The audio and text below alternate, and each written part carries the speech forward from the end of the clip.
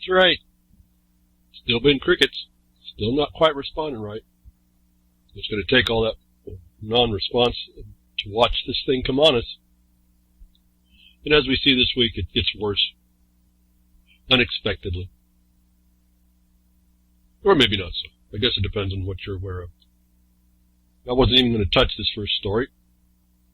It just, I don't know what else. What else can you say once you start reading and you read enough and you see the history?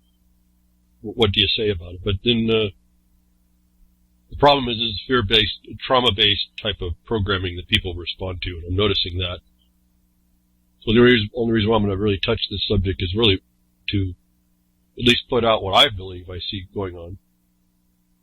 So that because we don't want to run from a fear-based condition, and we don't want to respond through that, and we want to put everything in its proper place, and then know what to look through, and then maybe what to address, and then what more properly, and not from a position of fear.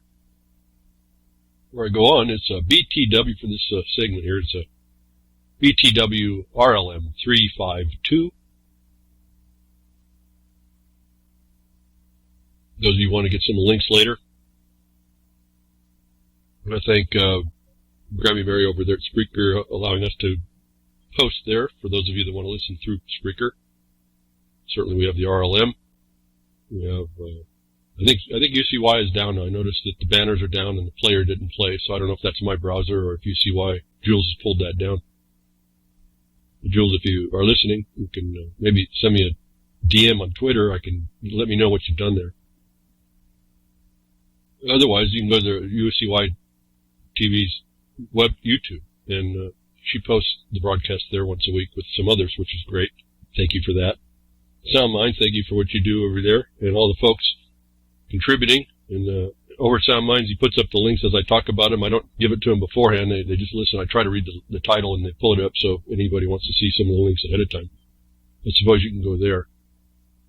And so there's an integration going on, and I really appreciate the support to bring forward this information, because like I said last week, it's hindsight 2020 is, I think we've seen enough. Enough is enough. Let's start taking the action, and the action we'll be taking, depending on what your subject matter of interest is what I've been telling you here, like, for at least 10 years when I've been broadcasting. Whatever that year is, I don't know, and before that. Been trying to get us past and through what was planned for us, that people still research and study, instead of hitting today where they have us going on. And I think we'll see real quickly when I point this out, and part of the reason why I brought this up, I'm going to talk about this thing we here in Iran, just a little bit, was I hope people picked up the reintegration and reuse after 19 or so years of the trauma-based programming for people, and so they'll stay servient. And why the people? I went to crickets. Why the people don't stand up and denounce this immediately, and then go after what has to be done to keep the peace in their country? I don't even know. But anyway, that's the human condition. It's our animal nature. It's fallen. It seems to be the first thing that responds, and we don't have the sense enough to not let that happen. But anyway, so just my thoughts just kind of go all over. We heard here that it's now, the problem is I started seeing the first tag come out in Twitter was World War III, and this is where people are freaked out. And we're dealing with psychopaths, so I suppose that could happen, but I want to bring this thing into a little bit more. When I saw World War III trend immediately, I said, this is a setup. Now, those of us that are on this, the choir here understands it's most likely all the setup. We understand that what Smith-Mundt Act or Mundt Act, it removed the restriction on government propaganda or media being able to lie to you, working for the government openly now to advance agendas. And what we seem to miss is the historic place about this. And so World War III popped up. Everyone's all freaked up. We're going to World War. But that also, as I told you, there's possibilities and potentials, and I have categories. Nothing's set in stone when you're dealing with this psychopathy. relative to the psychopathy, there are some things that you can see that are set in stone. You just have to, that's the foundation you should be working from. But there's news, the way it comes out is notice. I say it's notice to us. If we were to parse it correctly, we can start seeing the underlying story of what's going on. And the very first thing that struck me was the story that comes out later than when we hear that the United States attacks a military general in Iran. And I'm not, because it may sound like I'm supporting the position of Iran, I'm not supporting necessarily Iran or their government or what they do to their own people. I've told you the Middle East is a carnival mirror that the United States, the people of the United States can look at if they understood what they're looking at and see what's happening over in the Middle East is happening to them. In other words, the government of the United States is a terrorist. It threw out the law back in 2010. I discussed that with you in 2012. This is where we get that indefinite detention and they can execute you from anywhere. This is that, folks, if you didn't understand it. But this is the first story that came up that should have shown anybody who was looking what the real dynamic in this country is at this point, what we should have thrown off early on, what allows us to get entangled in these foreign entanglements. We didn't pay attention that when the recent NDAA gave the president more power, that it also funded more attacks, that this was on the horizon. And partly, and it's kind of hard to discuss all these little points, and I don't want to get into a lot, so I just want to hit them and move. But this World War III is a thing that came out quick. I think they want us to focus on World War III. But I want people to step back just a moment and think about what world war is. It requires lots of countries involved. And you can look in the Middle East, just absently stare, and you can see lots of countries there. But if you look, there's some interestingly absent countries that years ago were said to have engaged, but they ended up not engaging, which would have brought that on this thing that they want to say is coming, the World War III, which other view would say is Armageddon. And that's a potential possibility that people are working through. Whether you agree with it or not is irrelevant. It's that they would agree with it, and if they're in the seat of power, they could push that agenda, which I think is a high possibility and probability. Whether or not they can change the times of in that view would be the creator. If they think they can guide the creator by the creator's nose, I don't know. But there's still to be people are responding through that because that's their belief system. We see this very first report. Israel given advance notice of U.S. plan to kill Iranian General Soleimani. The U.S. Congress left in the dark. Again, I don't even need to read more of the story. Just hear what's there, and you see another non-country occupier of people, killers, was given notice before the Congress. And for the same reasons, I would have to say, this is almost like an inside joke. They didn't tell Congress like they wouldn't tell their enemies, because this shows you the caucustocracy that's running the country at this point. And but Israel being given advance notice where Congress wasn't tells you this is moving through a different condition. And so that brings up that issue of the biblical interpretation, which is what Israel interprets its authority. I've explained how that's all wrong, or how peacefully they could have made it right and can still make it right, but they choose not to, which shows again the deception. And we're told in that frame of work that we will be deceived, and we'll be continually deceived by these people, and these people are deceivers, and they can't do anything else actually. So I would say you can pretty much take that to the bank. When I did that myself, things started to make a lot more sense.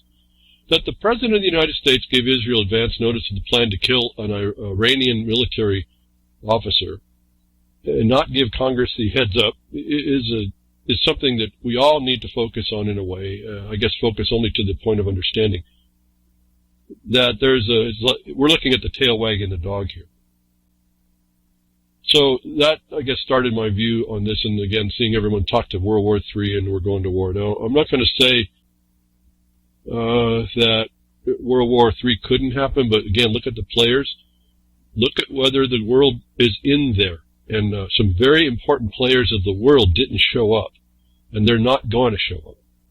And so even though it looks like the Fauxvangelists in the government, the United States government, are pressing their Fauxvangelism, evangelizing a condition, trying to hasten on a condition that is foretold to happen, and looks like it could always happen, the actual elements are not there at this point. And I just want to point out, because of the way the United States lies, that this is imposed by the United States.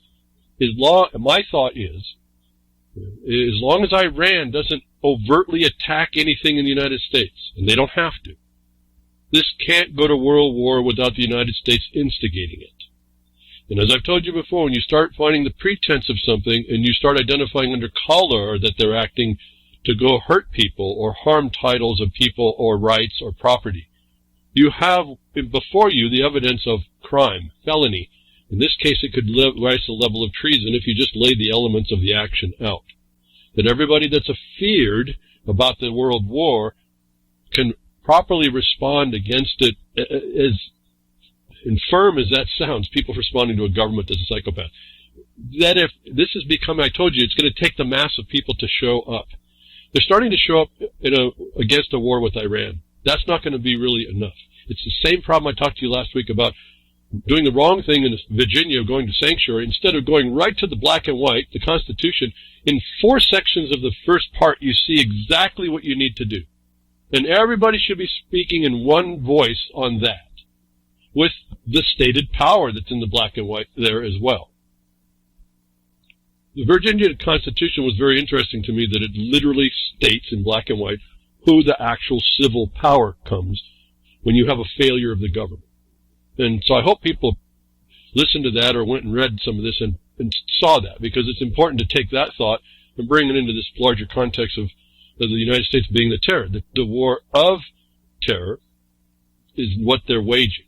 And so I'm waiting too much long time here. What comes out is that Israel was given the heads up about this before.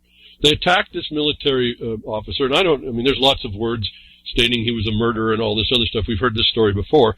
I don't know of anybody that's shown that he'd murdered United States troops, even though he was been involved in what? In a country that the United States invaded without right, that Iranians were invited to protect the Syrians, if that's what we're talking about. This whole thing starts also, interestingly, if you don't, I think it's interesting for anybody who doesn't understand this. The Iraqi PMU, which is a military militia force in Iraq, recognized, killed a commander of the Daesh, which is, interestingly, the same group of people that the United States government supports and protects under the color that they're fighting terror. Because the PMU commander did that, the United States attacked and killed him, which should sound very interesting to most people that are half listening. That starts this whole thing up, where the United States escalates this thing up to kill this military officer who was going to Iraq to go to a funeral of the people that were killed under the first attack. And so then we hear the nonsense coming out of, I say it's nonsense, coming out of the United States government, the excuses.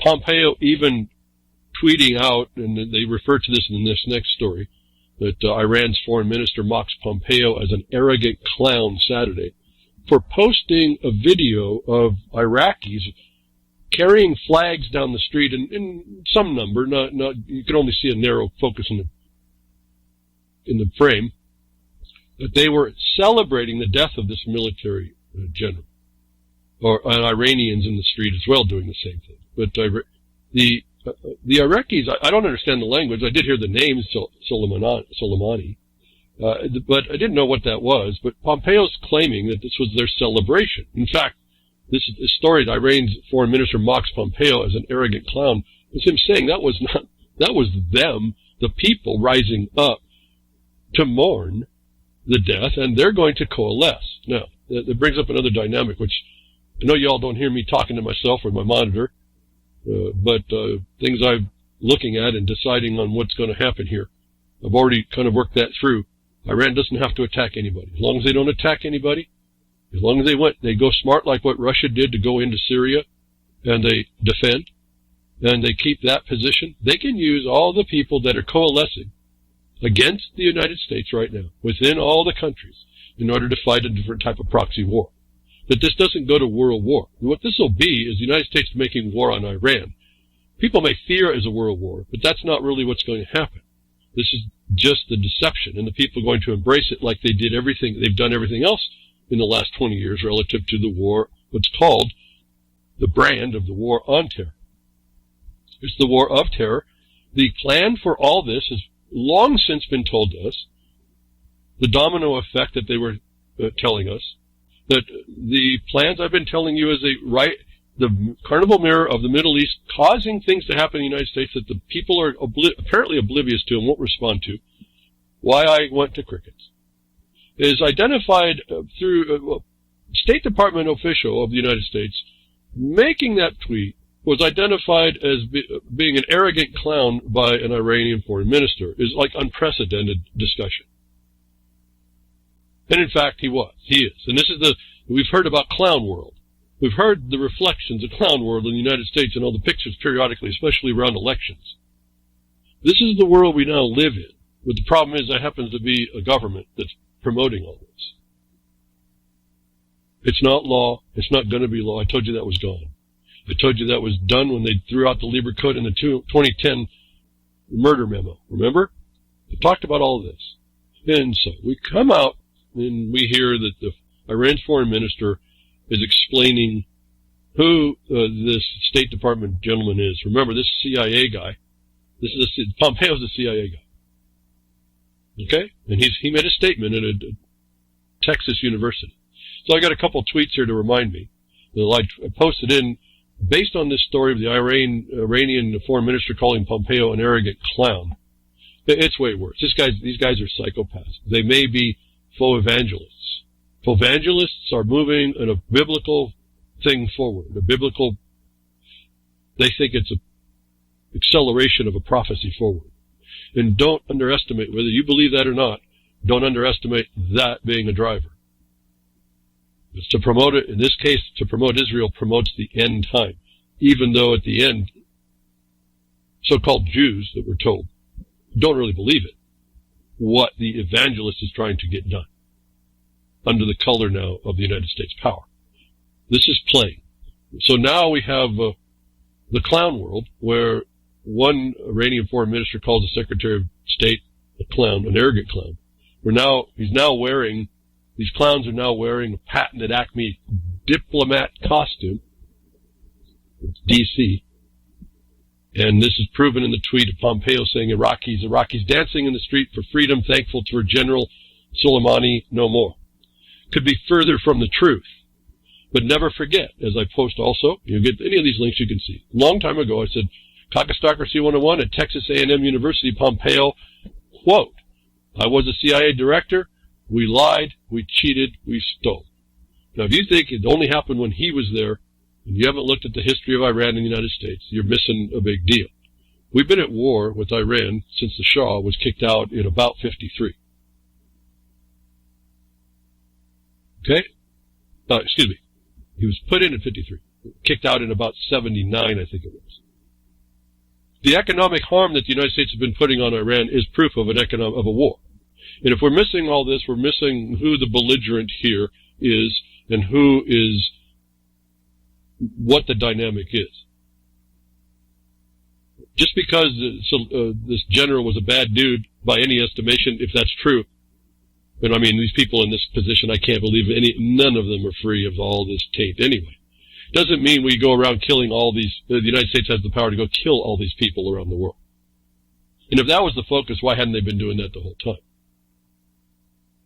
Again, another dynamic, another thing to look at. But Pompeo is again exposed, and this is a big psyop in my mind. It's trauma-based. It's dealing with CIA, moving, as we know, the springs in. They've had trouble with Iran, so this is now they have to become more overt. They attack an Iranian agreeable ally in Iraq. Again, the United States attacked that country under lies, on and on and on. They killed a commander that killed the Daesh, a terrorist group, took out that. The United States did. And now we have them killing the general, and we also had another rocket attack after that. And there was a question of whether this rocket attack would be, did it come, well, what kind of a rocket? They talked Katyusha rockets. There was no way that a Katyusha rocket could be that accurate to hit the two vehicles that had these guys in it, the two vehicles that had these people that they were after in it. But they did say that there may have been a drone or a helicopter. These stories of question went on for about 3 days. Finally, all the pretense was dropped. Sounds like it was a Reaper drone and was a targeted assassination. That even was a question. Now you hear just assassination. So, anyway, we see this is a lot more intense, a lot more planned. Israel was told of the plan, so we know that this is outside of the pale of what nations normally do if diplomacy was a thing, a tool. That's what I told you a long time ago. That's been thrown out. There is no rule. And but we know that by the words of Pompeo himself, I've told you, you don't have to surmise. It's better to get the confession out of someone's mouth, the criminal's mouth, than it is to have a question about it or work from hearsay. And so we hear that the CIA is involved. We know by history the CIA has been involved. We know that the war is involved. So anybody who starts saying war, we're beating the drum of war, they missed that we've been in the war with Iranians. Now, my only touch to Iranian people was back in the 80s. I had an older couple, husband and wife, that came from Iran because the Shah was displaced, and I talked with them at the time. I wasn't a geopolitically understanding. I just know things were going on in the world. I watched the news. I could see it. Well, they were there because of they were displaced because the Shah was displaced, but they were not terrorists. They were not. These people were very intelligent. They were doing something outside of their normal age group, I would say, in a technical field, and they were peaceful people. I mean, just talk and have a good conversation, and I got to admire the way they think. All right, so that's my only touch to Iranian people, the people, not the politics. That I don't think that I've always been of a mind that you don't go around just killing people. You don't set up conditions to kill people, which is now my prejudice in looking at this whole condition. That when you tell an international trespasser, such as the Israelis, a plan that you have to go kill another country's, a legitimate country's military official, who really you can't prove, I don't think anybody has shown that there's any evidence he killed anybody. Yes, he's a general. Generals kill people through what? They're proxies and soldiers.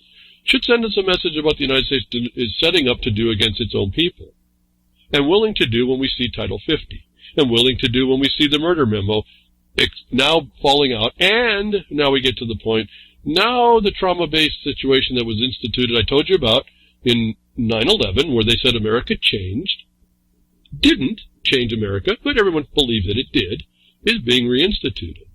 That we're dealing with another way of, if you will, the CIA playing their lies. The United States is involved. Trump uses this stuff. He went to the campaign saying that Obama would attack Iran to win an election. In a way, he doesn't even need this war to win that election. From what I can tell, the dynamic of this, he's all with Teflon Don right now, the way it works. The stupidity that the Democratic Party's been playing.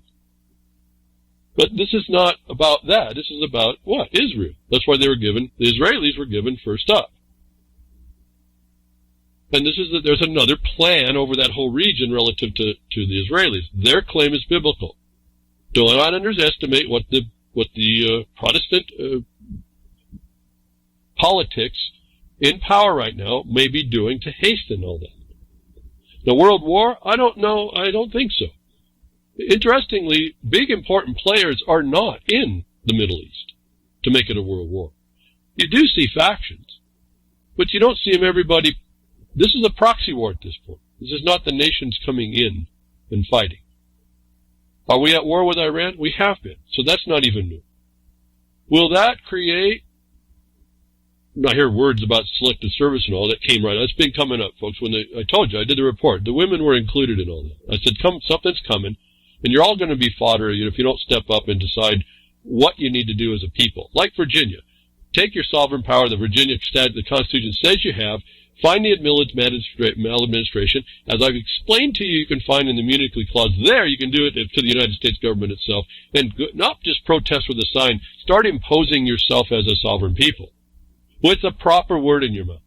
in the proper segment, proper proofs, the proper record made, as a mass of people is different than what I heard the objections to what I was saying. Well, what difference does this make? Well, it's mass of people. I told you that's the point. Even the Constitution recognizes the majority of the community. I told you that was going to have to happen. Not just a few people, the mass of people. And so, I don't know if I'm saying this correctly, but the Selective Service was telling us that they were coming to take your kids on whatever trumped up thing that they were going to do. Can't tell the future. Can't tell we're not going to go to what they call a world war, but I'm asking you to take a step back and look at the players. Are they all really there? Are we all of a sudden making war, or is Iran going to cause a war? No, the United States has been waging war since they lost the Shah. Everybody's been agreeable to that. Everybody, even myself, by not maybe saying something somewhere, or at least voicing. Well, I'm doing it now. I have been doing it. On the Twitter, I voice certain things. I don't say a lot. I try to say things that people should be contemplative of and think about, and I would hope tweet or retweet so that other people can see it. But there's no response to all this stuff. And so we foment the fear. And we know, and I know that's, trauma-based fear is what we all start working on, and they work on us, actually, and then we capitulate just because of how we are, how we're wired. I don't know why that is. And I'm not immune from it, but I mean, the first thing is you learn not to just start running with the crowd. Don't run with the lemmings. I used to use that analogy a long time ago. If we wanted to find out more about what the CIA does, I just found a little article at history.com. Whatever these propagandists are, I don't care. I just want to look at what the facts are. You can prove out all the facts. And this is the difference, I guess, for me. I don't tell you what to do. I say, this is where you should go look. If you here's a path to go down. You're going to have to do the work to do the study. I'm not telling you to really do anything. I am asking you to get active in a proper way, get action-oriented in a proper way. I think once you read the facts and understand it, and you get active, you'll be making the right decisions. I don't see, we all may have to work together to engage quicker, more properly, but I'm not ordering you around. You need to be educate yourself. It's an educated masses that properly acts, vigilant in the proper ways. We can go quickly to CIA-assisted coup overthrows government Iran. And it tells you the history of the Shah from 1951. I'm not going to read it. You can go read it. Anybody who's read this understands it. And the ousting of the Shah by 1979, I think it is. In fact, I'm talking to some Iranian couple. I think it was in 1981. So they moved pretty quickly to get out of what's deemed to be an oppressive regime, which is actually their democratically, if you can call it democratic, it's the way those people do their business regarding politics. It's not for me to say about that. Oppression is in every government. The religion of government is everywhere. And that's, I don't know what to say more about that. And it's then you just have to take the best of the religion of government that you have and throw everybody out of the temple, so to speak, that's no good for it, and focus on the things that are good until we can take a better handle of it. That's why I tell you about going to the law of the land, not the law of the land like you see in the Constitution, but the land disposal tells us more power, gives us more power. And as I move this thing through, we're going to get to a land issue that I can show you how people do it wrong pretty clearly. And no one notices it, and they're the ones taking the action. Is our problem as a society. The carnival mirror of what's going on over there, reflecting what's happening in the Middle East is what's happening to us, but it's distorted, so you don't see it as the same thing. It's the same effect, though. There's powers in the United States that are, and it's not just the CIA, it's not just what we think is caucusocracy or the swamp. There's multiple attacks going on. One of which I will tell you is this consensus nonsense. You know it as the sustainable development. It's a different style, but they all will tie together. And so to me, that looks like another military tool as well. And if it wasn't started out to be, military is using it for that when you start seeing what goes on. It starts easy. You can easy to put this stuff together. So CIA, you want to find a little bit about Iran? CIA-assisted coup overthrows the government of Iran. Overthrew it. And then they took their own place back, however, hook by crook, whatever happens, and the United States hasn't been happy about it since. That's all that's really going on. Is that world war? I don't think so.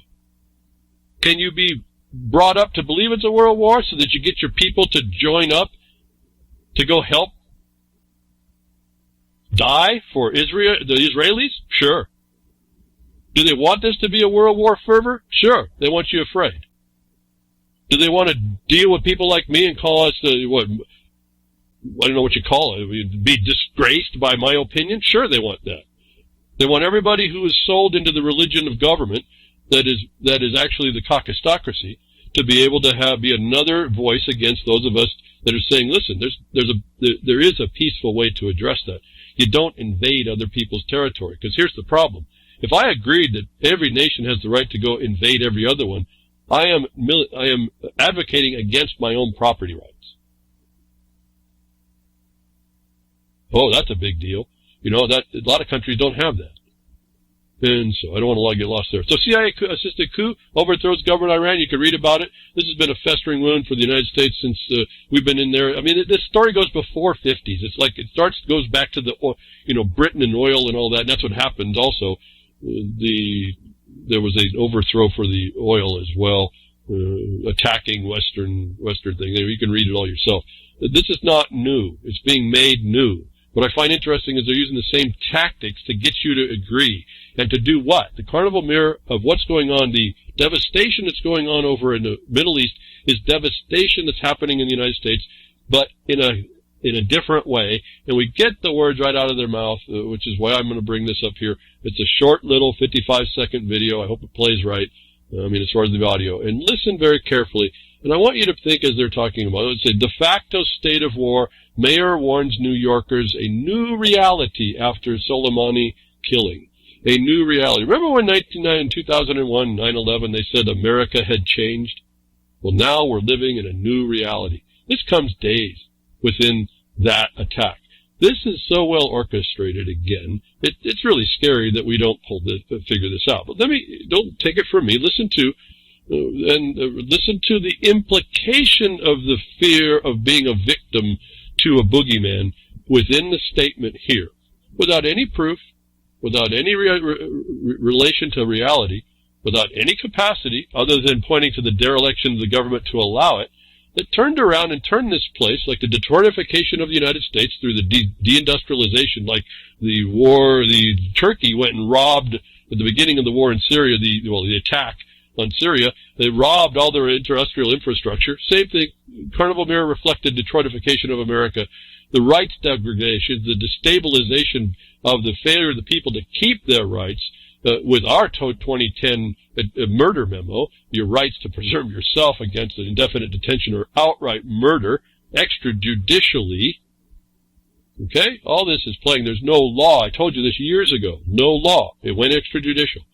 They even threw Lieber Code to the curb, if you'll remember that broadcast.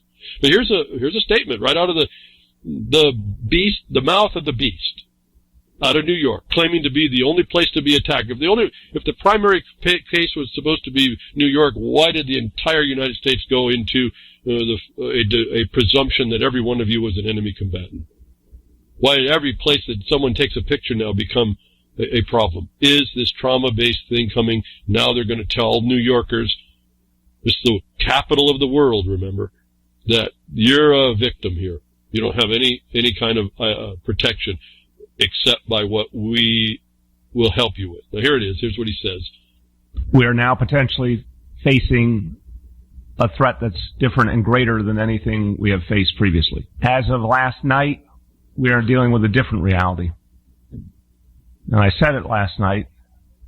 We're in, at this point, a de facto state of war between the United States of America and Iran. But we have never confronted in recent decades the reality of a war with a government of a large country with an international terror network at its behest. And no one has to be reminded that New York City is the number one terror target in the United States. I'm saying this because New Yorkers deserve to know that we've entered into a different reality. We entered into a different reality. No different, if you will, in different words, and America changed after 9/11. That was New York being attacked. That's the fear and terror. What is the largest terror network in the government that has the largest terror network but the United States government? The people need to know. Need to know what? need to know what these people tell you, or that you need to find out about how you're being played? We need, again, hindsight's 2020. I'm hoping Operation Hindsight 2020 becomes something in this next decade for the people to say enough is enough. I don't see why that. We see the game plan being repeated. The reality is, I just explained a reality. Has that reality changed? No, it's only changed because he says so. No, it hasn't changed because of that either. No reality has ever changed. Everybody's doing what they've been doing. It's up to you to accept it or not.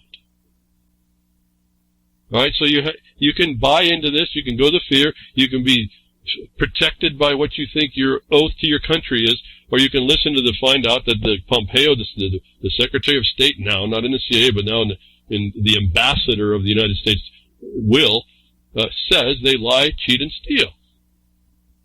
And it's proven. I don't even need to hear him say that, but that you hear him say that, how do you disregard that confession? I retweeted on some of this on this thing, a comment. Some of this I preserve just to hopefully someone reads it and points out. Keep your mind more stabilized than what you're seeing. Don't let it be pulled around. I say the Middle East carnival mirror I speak of in this video, the government of a large country with an international terror network at its behest is the United States government itself, which is willing to act against the people of the USA. 50 USC, War of Terror, Lieber Code, Caucusocracy 101. Go back. 50 USC is what? That's your War Department statutes in the United States Code that make exceptions for the government to do harm to all of you all, which they're using. And don't forget, there's a note about the attachment that attaches to the fiscal power of the government, and also that ends up going to the Trading with the Enemy Act in 1917, the First World War. And so let's compare what they're doing with Iran with the World War, and you'll see that doesn't even match up, but you'll see the authority that's actually being used, the murder memo of which took away every question that they were going to use every exception in Title 50 to make war on the people of the United States of America. Understand what I just said. I hope you picked up when I said United States and then went to USA. U.S. and USA are different. They are connotatively and contextually as well. U.S. is a government. It has a place, but it's a government. The United States of America is the union of countries that pulled together for a more perfect union, which was destroyed by Lincoln, another lawyer. And we've been living a new day on that, too. America changed then. Okay, we're not talking about that one. That turned the war against the people, and now you have civil rights, Title 42, Section 1981. Do I have to go through the lineage? Yeah, I guess I could, but I won't. I'm just tell you, this stuff just goes right into my mind and comes out. All these codes come out about the qualification of how you can identify this thing is not what we're being told. Now, we can buy into this hysteria, and we can buy into the fact that they're promoting it's World War III, or if we look at the reality.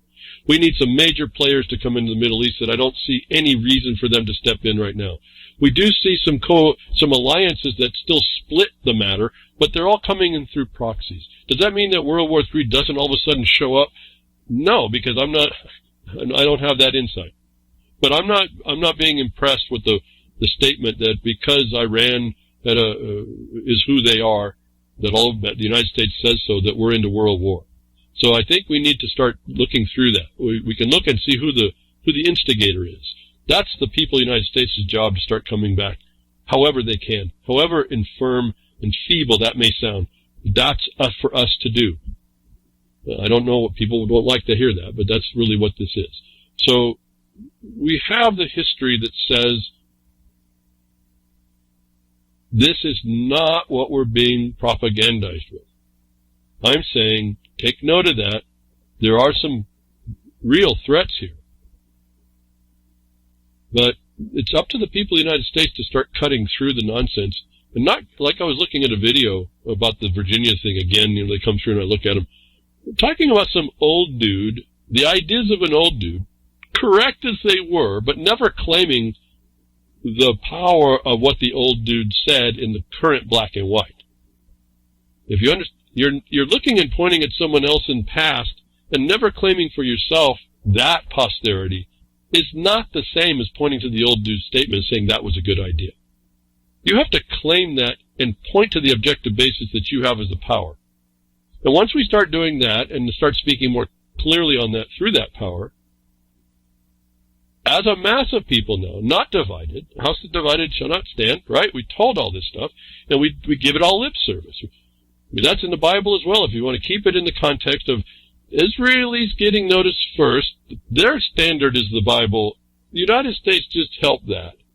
And I say that's the Fauxvangelism that's trying to bring on the Messiah, but the Jews themselves don't even agree with.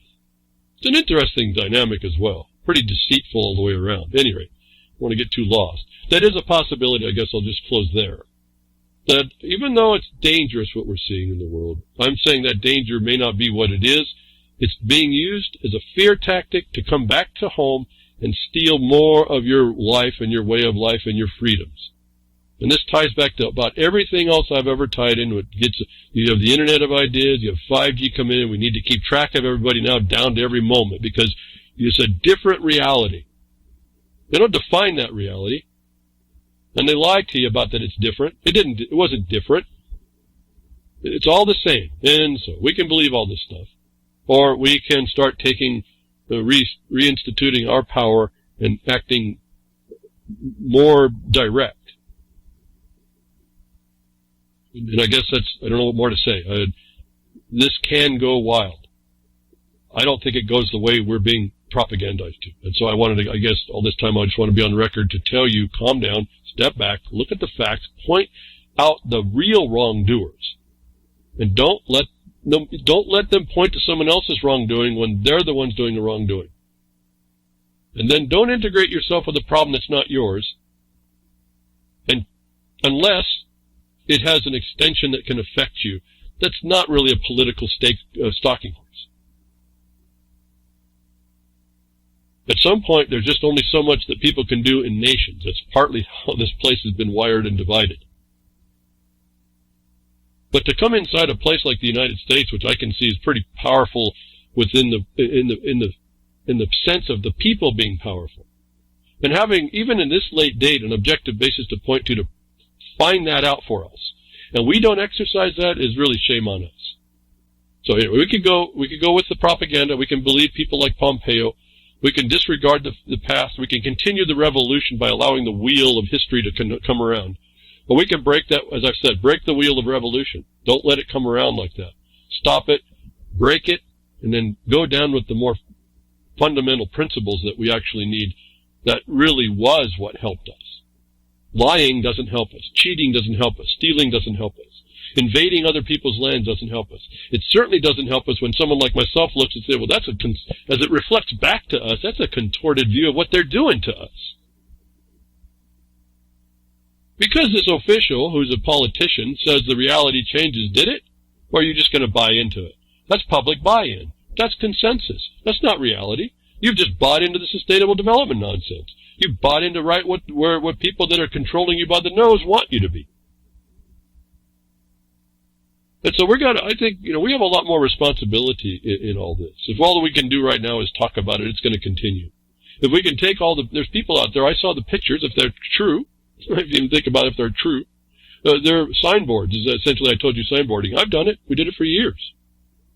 It didn't really, it caused some awareness, but it didn't really cause the change that I shifted to start to become to do, is what I tell you now, behind which we do in different capacities. And I have to say, for all the negative, the World War and the propaganda and the promotion of World War and the war with Iran and all the negative all that is, my colleagues and I, we were talking the last week or so, not necessarily as a obvious trying to reflect on 2019, but the dialogue kind of turned into what we've been doing and where we're going. And I'm telling you, the momentum is shifting. It just takes a while. It's just building effort put in, and then finally it reflects back out. It's the proper effort in, it's the proper reflection. You put a contorted effort, a lie, a deception in, you get a deception out as a reflection. You may not even recognize it. You may not even recognize the reflection on you of something. And anyway, I don't know if people can appreciate that. I don't know if I really feel sometimes I'm talking in another place because I don't see the reflection. Some of you I do. I mean, don't say that's not out there, but it's just so few. And so much fret and row and fear, and that's the tool. And they just reinstituted it. De Blasio just reinstituted it again on you folks. And so take note of that method. It works. It works over and over. The revolution is history repeating itself. And hindsight's 2020. Why isn't enough? And we break that revolution, that wheel, so that history doesn't repeat itself. As I've been asking, find the better, more foundational principles of the country and the United States that we live in. It really is unique. Grasp those with both hands and make sure nobody encroaches as we learn how to come back, claw ourselves out of the stinking abyss that's been built up around us by these people that have an agenda that, sure, I cannot have a hard time being able to disregard if you've got a group of people that are wanton war criminals and occupiers in the country that the biggest bully in the world supports. And these people that claim a certain authority, you go look inside that authority, says they're deceivers and going to deceive, and the biggest bully supports that. You folks that are being represented by that big bully are in some serious trouble. And I come along looking after 20, 30 years of this stuff, looking how it comes down with I didn't lie to myself, folks. I can just tell you that. I think that's why I'm okay. I listen, I look at myself. Why am I right more than not, if even wrong once yet? I've told you about that standard. Is this very principle applied that you look at the foundation, you don't lie to yourself and you don't lie to others, and you make your own decisions first that are not built on sin. And then I look at that if you call that a parable, or that wisdom, and I look out in the world and someone else is using that same source to support a deception, and the same source saying a deception will come. And it's your decision. You have to learn to discern. That when I see people getting afraid, and I see de Blasio coming out and flipping that switch again, 19 years after they did it the first time, I have to come to tell you again, this is such an important point, I'm repeating myself again, this broadcast. It's such an important point that you understand that is a method of control, it's a method of your destruction. And it's time, I say folks, enough is enough. Hindsight is 2020. If I need to say this is the year, this is a nice year to do that. It says 2020. Hindsight should be enough. We break these revolutions, these histories repeating themselves that are harming generations of people and going to harm generations of people. I think, okay, so moving on. 2019, looking back, someone did from ISUS, did a look at this new gun thing. They need to take a lot of your guns. It's partly why there's an attack going on and always has been. A disarmed society is a slave society, if not worse, actually. There's actually a position that's worse. A couple of them. But look back, it came up, and I just want to touch quickly on this. It was a bad year 2019 was a bad year for the only cops should have guns narrative. Well, government being the religion that it's become, and the police being actually military enforcers of that, because your reality continually changes. See, the other thing is, he's a political officer. How did reality change when his view has to come from the Constitution, which didn't change? So he's speaking even outside of his own authority, right there, if people don't recognize that. These are colors of authority that if they create alarm, can be argued as elements to extortion and coercion.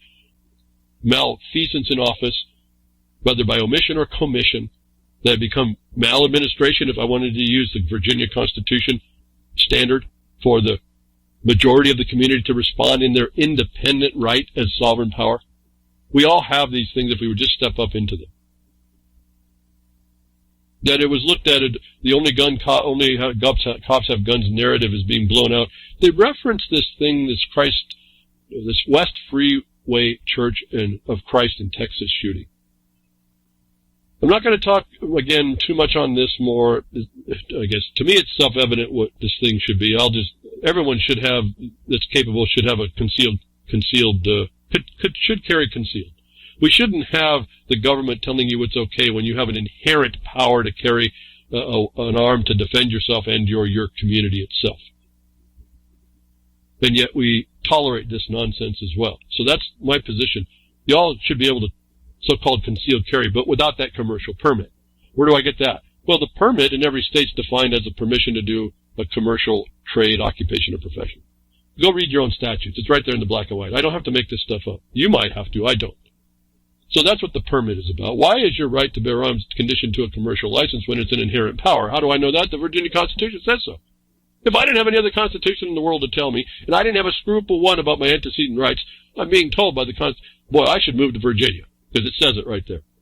Well, we all have sister state, if you will, sister state free foothold here. Everyone's equal that way, and so you see that it's all the same.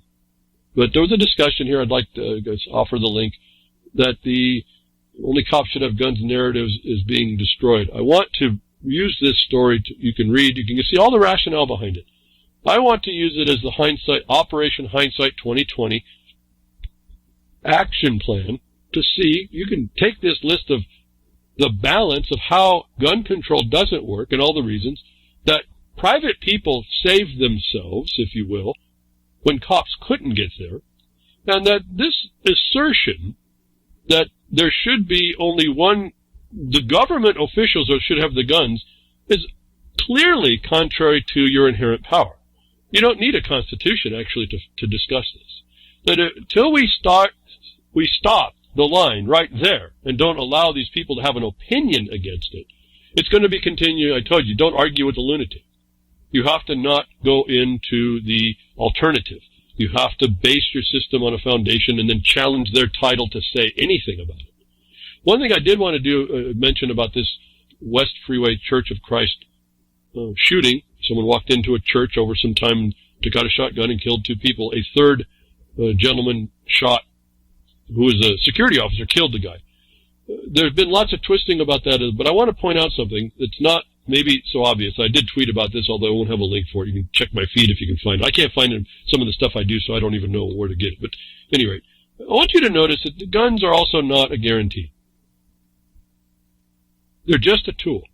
Sometimes you can use it, and sometimes you can't. Sometimes someone can use it faster than you. Talk about quick draw.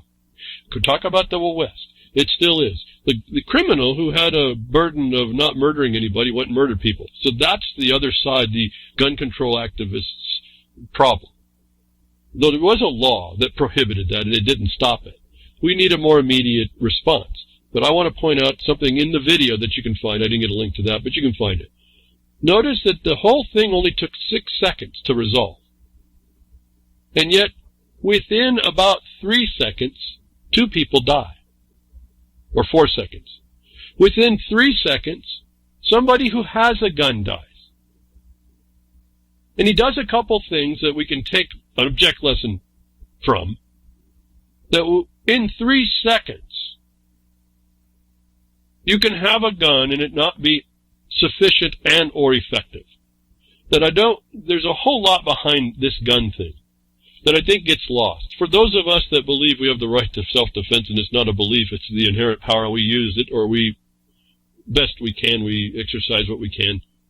Again, we still in that gulf of problem. We have to take notice. Having a gun wasn't necessarily effective. Someone who decided to have a gun didn't think ahead, and this is the object lesson, that he might have decided to do a couple things he ought not have done that took 3.3 seconds, that his attacker could effect for himself in 3 seconds, not 3.3.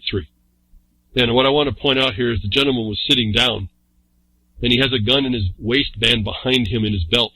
He ends up taking 2 grabs at the gun while he's standing up, facing a guy with a shotgun, pointed at another guy. It was probably not the smartest thing to do, and not to dismiss or judgment him. He was doing what he thought in the moment. 6 seconds is not a lot of time. 3 seconds is even less. That he stood up while he's grabbing for his gun, making himself a target, and couldn't grab the gun quick enough to get it out in order to stop the assailant. And he had a swing in his arm that was coming out to do his protection, and the other guy shot first. And I want us to understand that yes, the guns are there and are effective. These dynamics we have to put in our mind are maybe quicker than we've ever conceived. And a lot of times that's what I think about. What are the scenarios I may find myself that I may have to respond to? When do you fold them and when do you show them? How do you show them? I think, though I can't say, after the fact, standing up was probably not the right thing. Maybe discreetly grabbing his weapon might have been better. But discreetly. And so I just want to point out, this is a serious problem. It's not really just about people attacking your right to defend yourself. They don't have the right and title to do that. That's how you should stop them.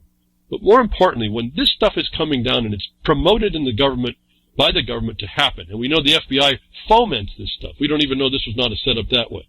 Get some crazy guy to go do something. That we have to have an immediate response, but that choice that we make may not actually work. Someone with a gun died that day.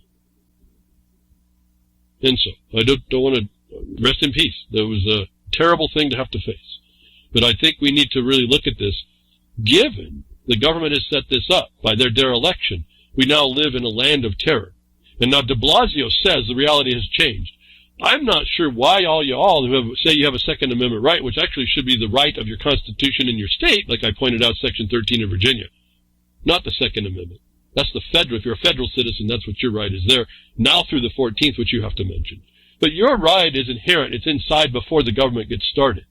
To defend yourself firstly, and then defend the rest of yourselves together. Giving no title to anybody to argue. Their choice is not to carry. That if we live in this land of dereliction of the government to protect you, and now the new reality is this terror can come from Iran everywhere, like the canoes and AT-GAT guns from Daesh was told to us all for 20 years before, 19 years now before, that we were going to get assailed by the ISIS coming in, invading the United States. Now it's the new reality. Now Iran can show up magically. And yes, they can have cells, I suppose. This is what the art of asymmetrical warfare is. But who started it, first of all? Then I don't know what the other additional problem to all y'all that think you have even a Second Amendment right is to add, if and since we're in a new reality that terror can pop up anywhere, you can't deny my right to concealed carry. I don't need a stinking permit. I don't know why it's not on the lips of everybody. Government want to go there? We go there better. And so, I'm going off too far on what I was going to say. We don't use what they hand us to counter what they do against us. We're enamored by the carnival mirror of entertainment that we're given. And that needs to stop.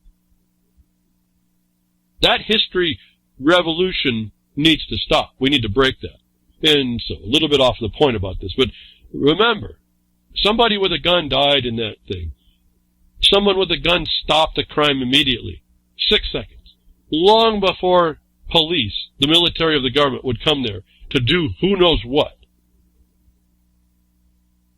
Should be an object lesson of why and how we don't have to listen to this article says the narrative about only cops should have guns still allows the narrative.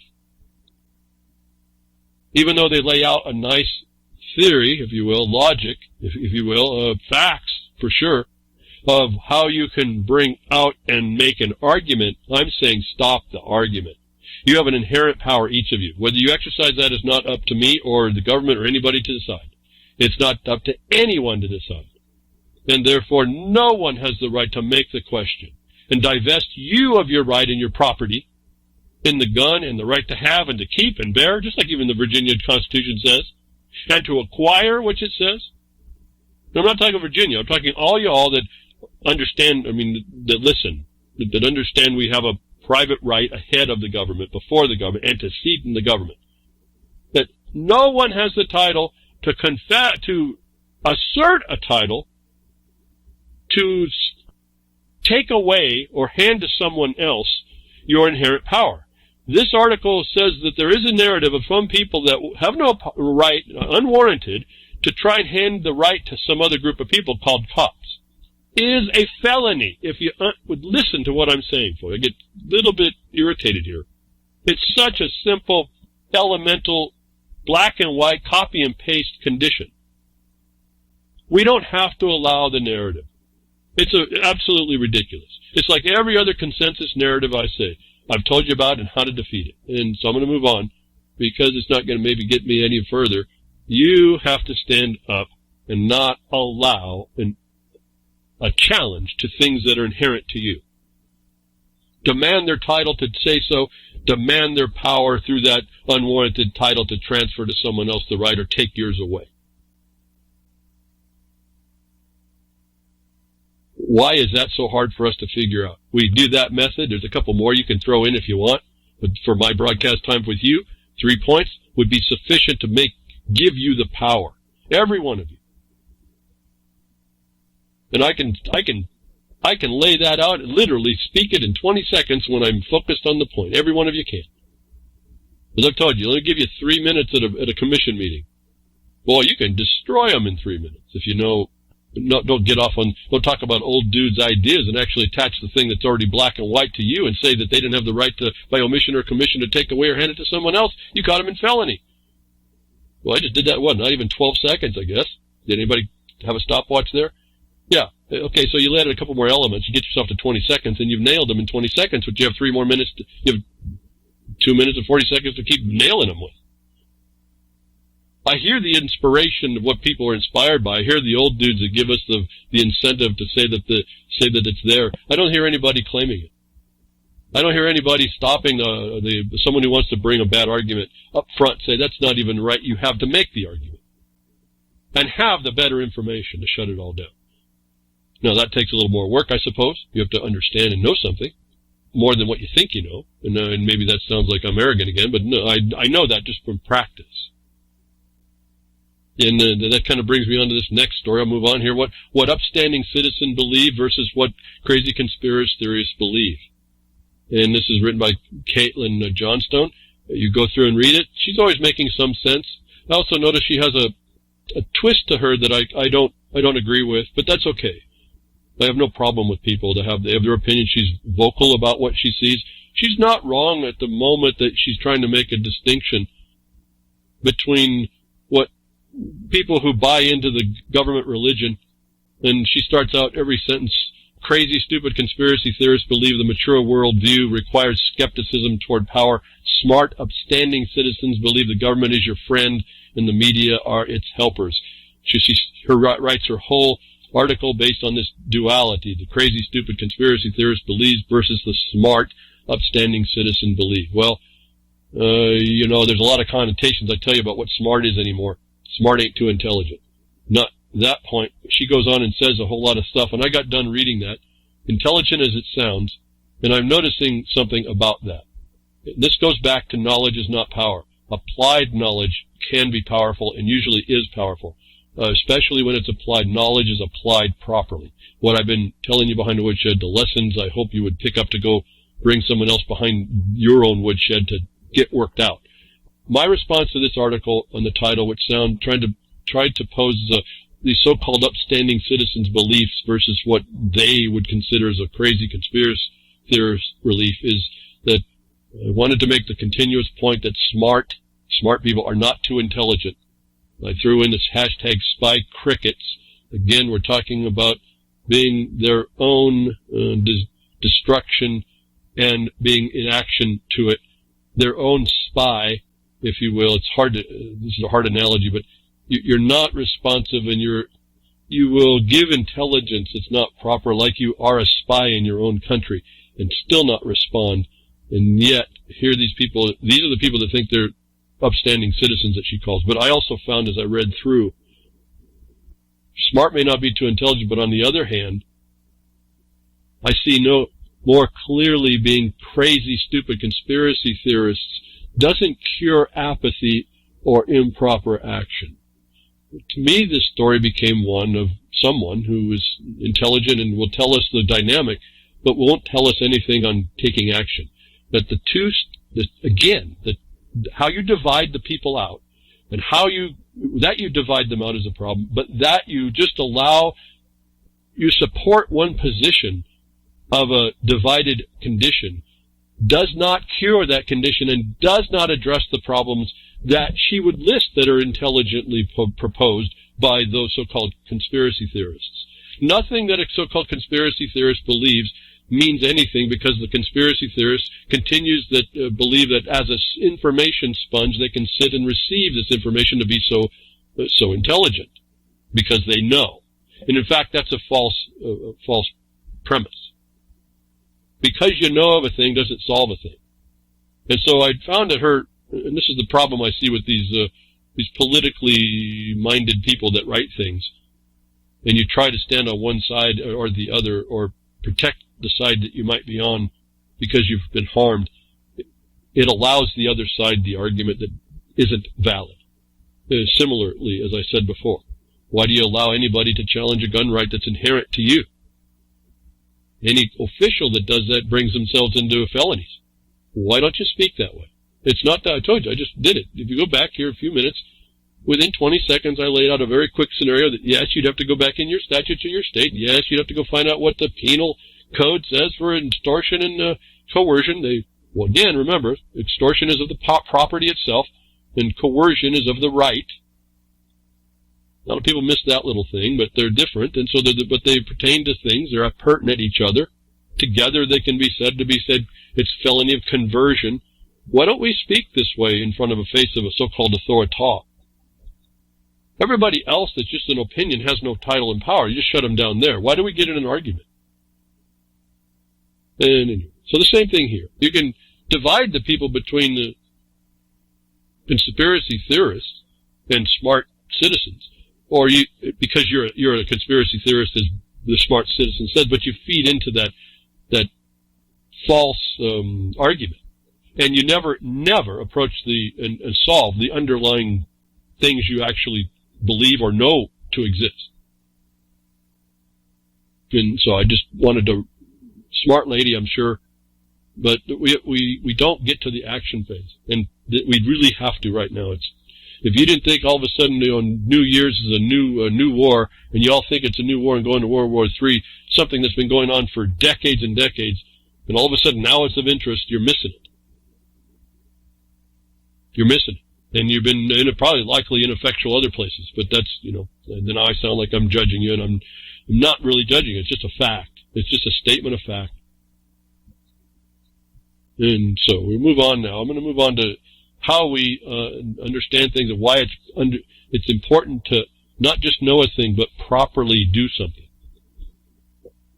Along this whole idea of us, that we need to take what we've learned, certainly in the last 19 or so years, and now apply it, as I've been saying.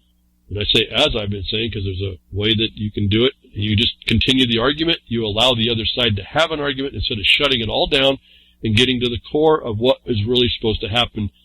Also continues, I see this repeatedly, but this also continued in another report, another story, that actually I was given, I think Vinny gave this to me in the chat, weeks and weeks ago. Interestingly, how it develops over the time.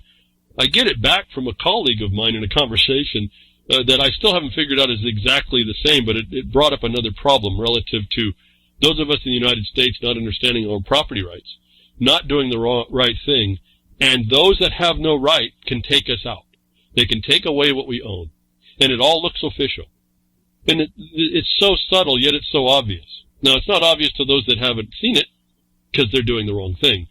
And so I guess I can prove I'm not really so arrogant. I hope you all will see the same problem on its face when I say it, and as I develop this little story that was about a road closure.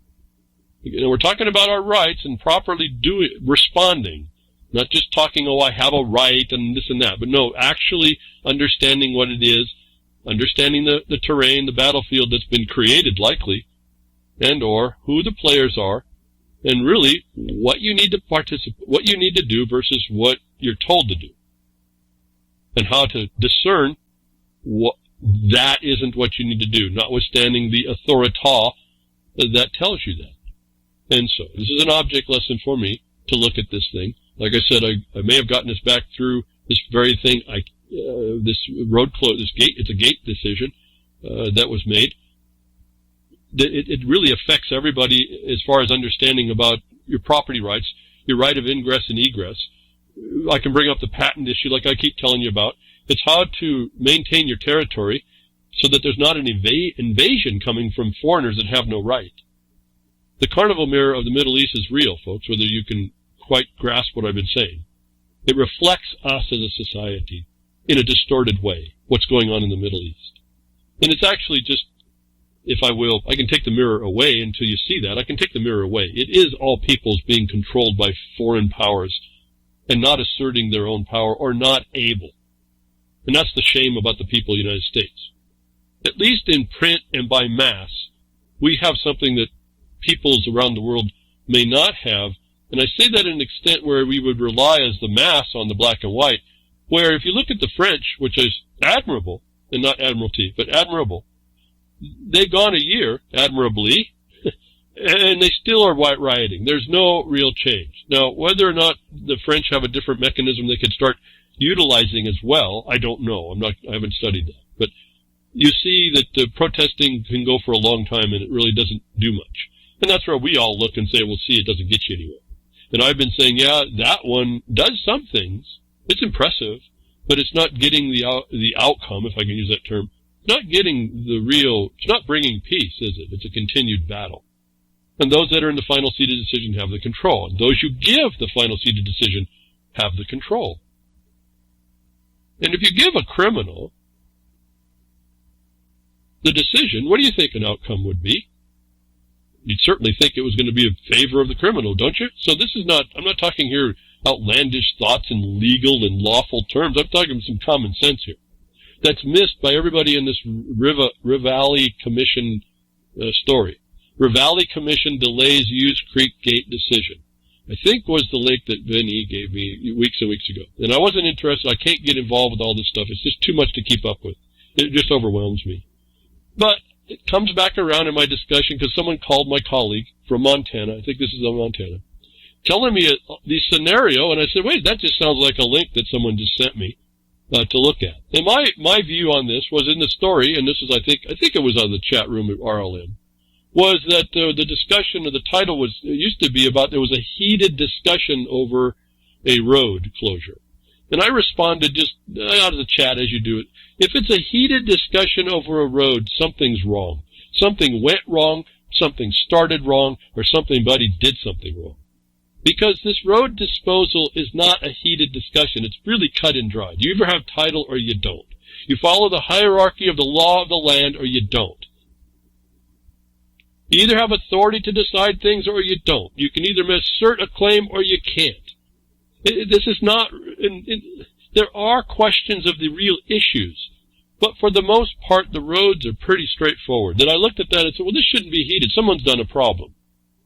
And I didn't look at it too much more until I talked to my colleague, and he's mentioning he got a call, and I had just done... And then I went back and did some research, and I found out a whole bunch of new stuff because it became important. I didn't know if we were going to need to give these people, whoever those people were, help. But it was a phone call, and so we tried to prepare, even if we were not going to see any action. I haven't really got the word back if this was the same case, but it would follow the same thing, and it pretends a problem in Montana.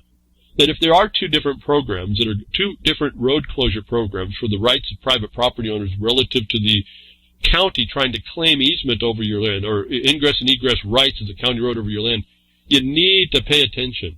If you think you need to have a permit, like a permission to carry a gun, then you probably think you need a permission or a license to go use your ingress and egress rights over the state, they call it now the state roads, which are not true. They're the roads that are to the people.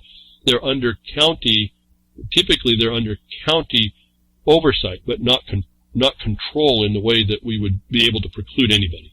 In fact, I've told you where you can go read a state statute. It's in the Jefferson Mining District Highway link. Just click the link, you get a PDF.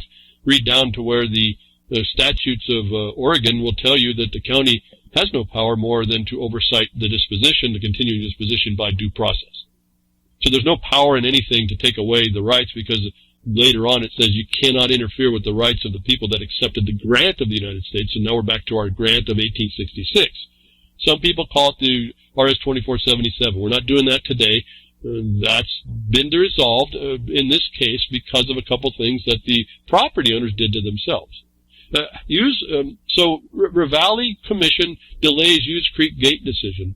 The claim is the government's giving the property owners every due process that they can before they make a decision, claiming that we're all neighbors and the county doesn't need to come out after the property owners and take their land. What they end up talking about, if you don't understand, is when they make a road easement or road disposal, it's 60 feet wide, whether you know this or not. This is what's frivolous about the trails up in the forest about being single track, double track, what the Forest Service or BLM might talk about. It's frivolous. Doesn't even apply, actually. And so, when an easement is made, it can be up to 60 feet is what's granted over time. And so we're not talking about a small little thing, a little trail going up these private properties.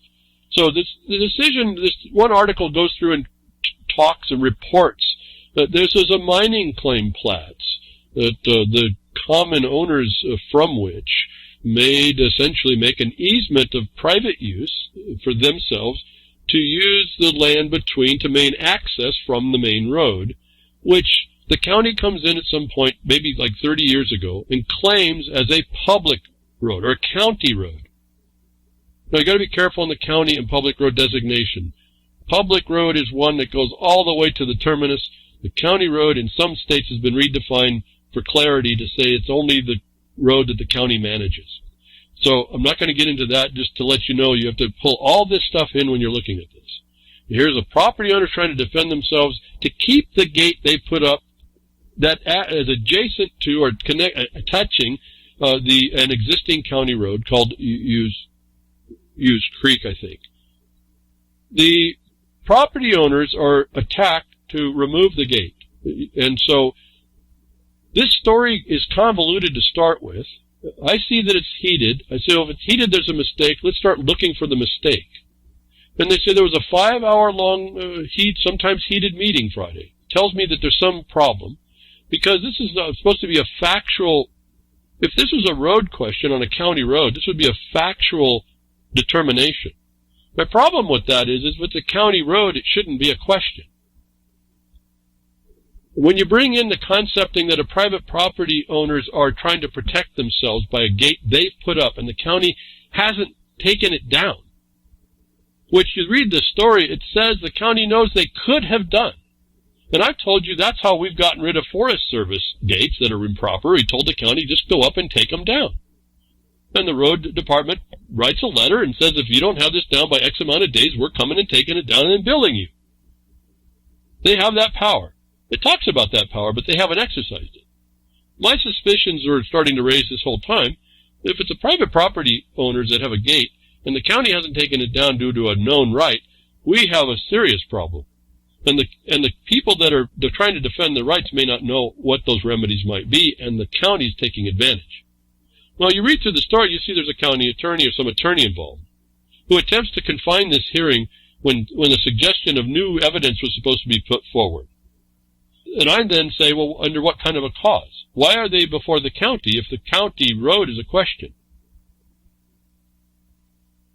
Given this is a mining claim plat, there's no comment that the road there was an existing easement over it when the patent was issued. There's a serious defect in this discussion as I'm looking at it to try and make heads or tails of a convoluted issue. When we get down and I read a little bit and it says some guy advances during this thing, they try to bring the 1872 mining law in.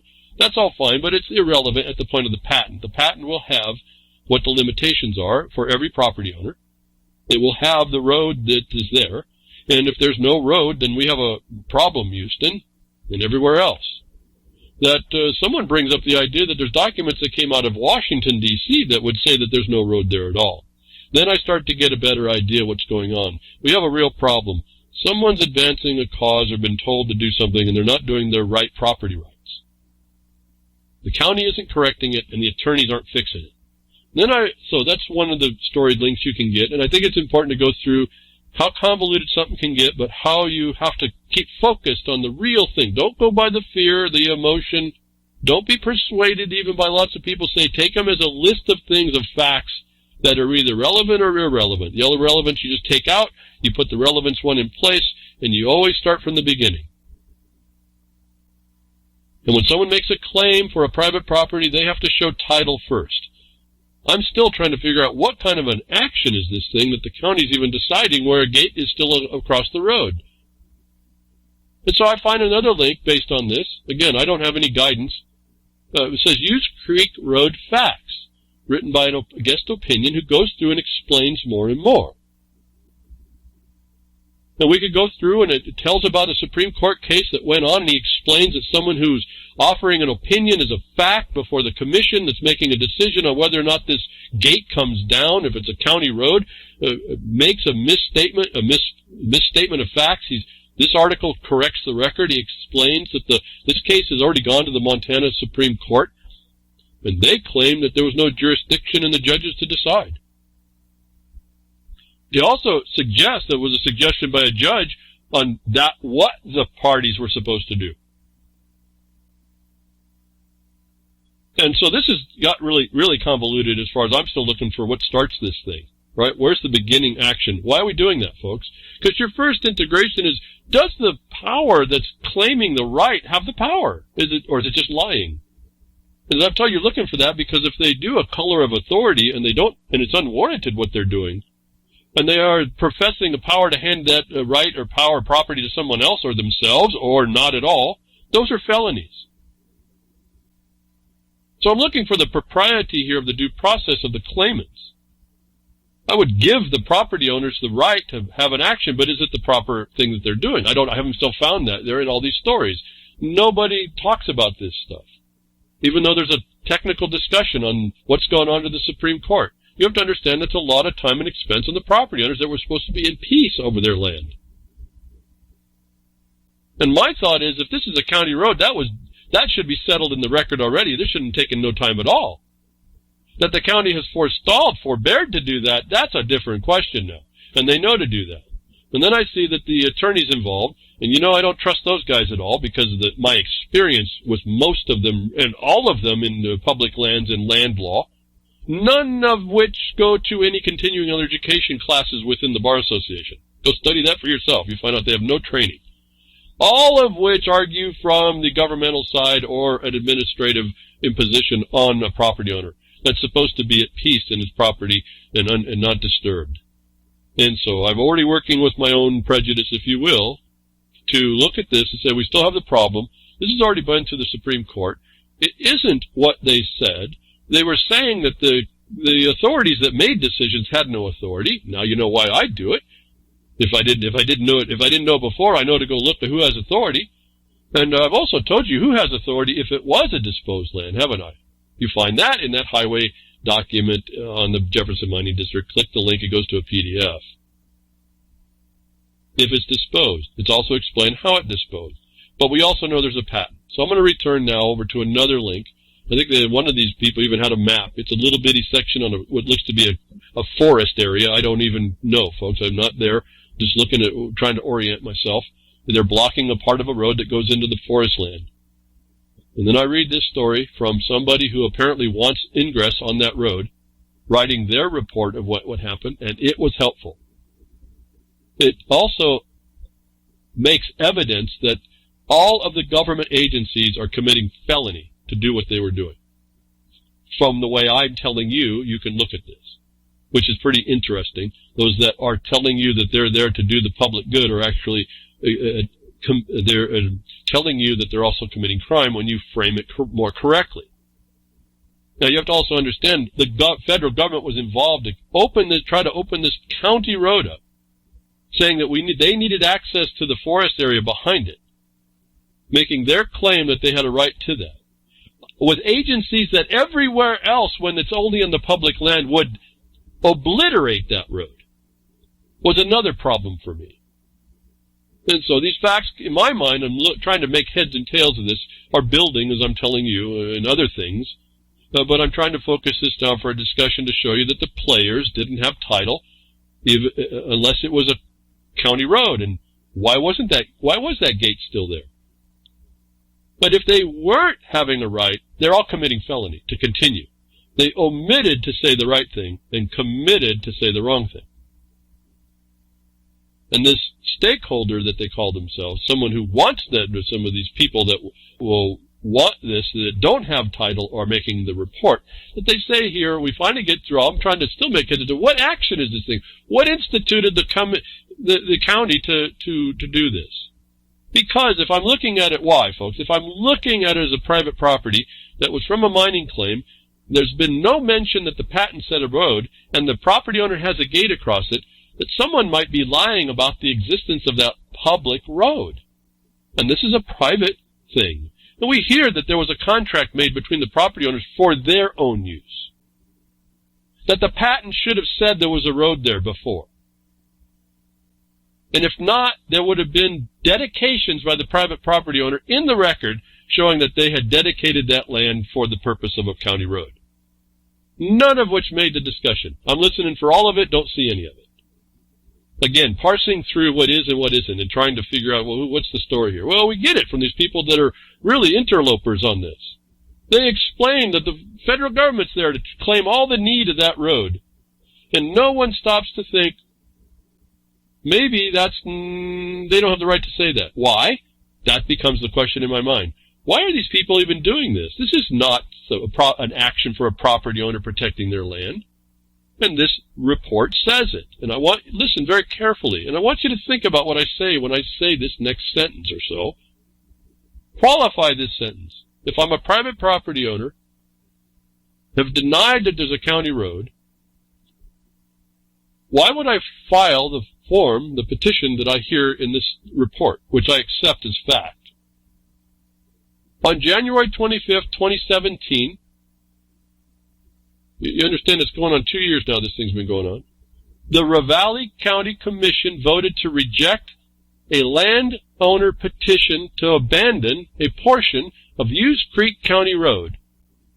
Following the majority vote to reject the petition, the Ravalli Commissioners finally had to deal with the illegal gate that had obstructed the public from their lands, which previously commissioners had simply ignored in what was described as a kicking the can down the road situation. They go on to repeat the other stories in the grueling meeting and give a name of every agency representative that was there to say that they had a right to go up that road. Let me go back without convoluting more of this and going on. There's so much to go through here. Think about this, folks. You're the landowner. You're claiming there was no public road over your land. Would you file a petition to abandon a portion of a county road? Or have we found our problem? I'm hoping you're saying we found our problem. I hope that was self-evident. These people either figured that they needed to file this, or the Supreme Court or some attorney said they needed to go to the county and file a landowner petition to abandon a portion of a road they said was not a county road. Is not a congruent petition to their rights, is it? I hope you're following this very quickly. And the county didn't reject the petition because they didn't have jurisdiction.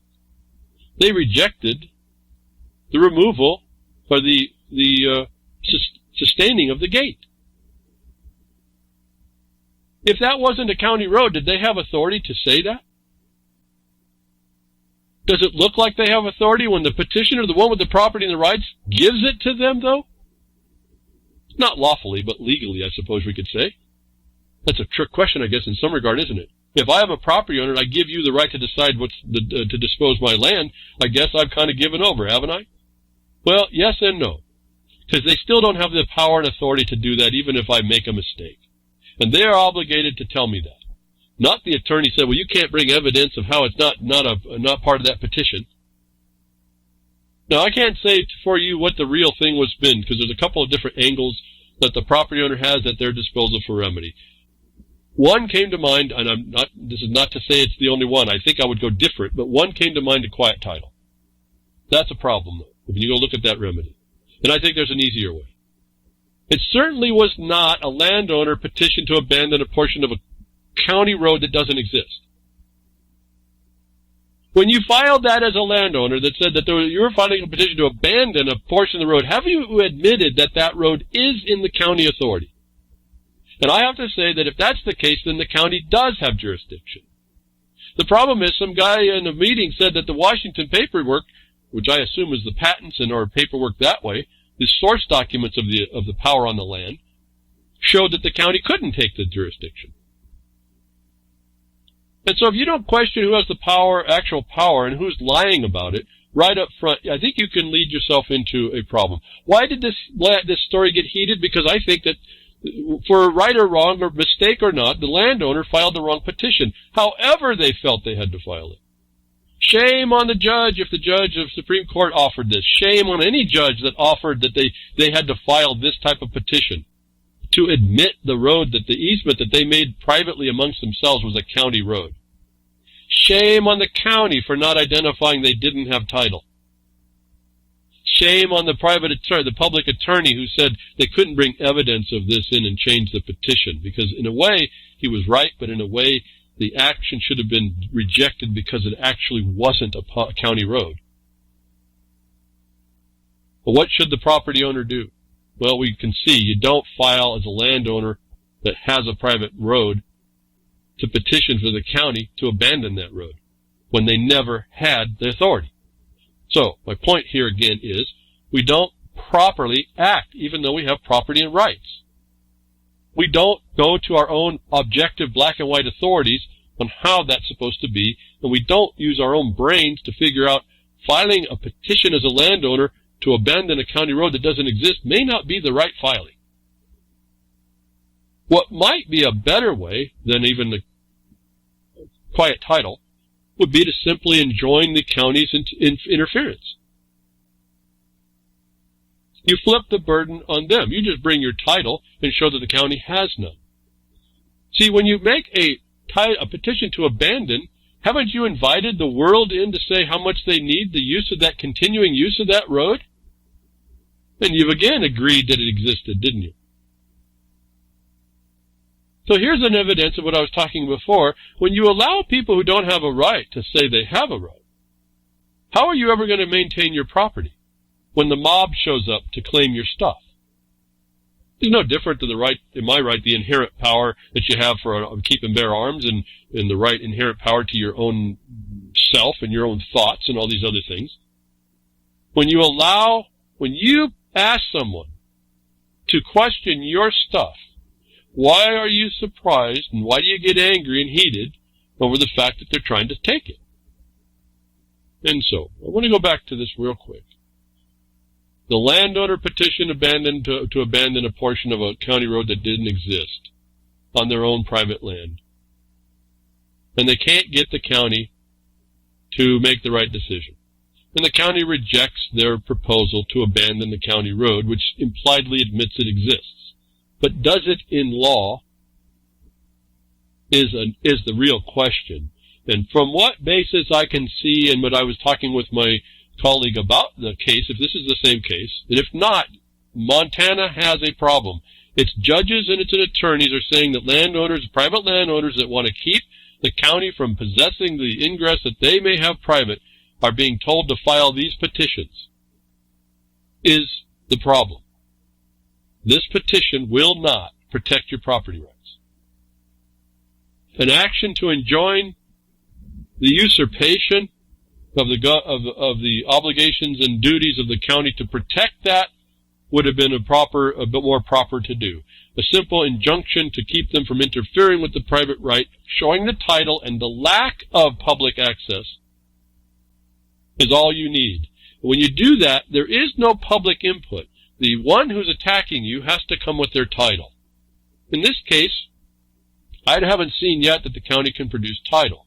But they also have an equity problem. They can't determine their own cause, which this petition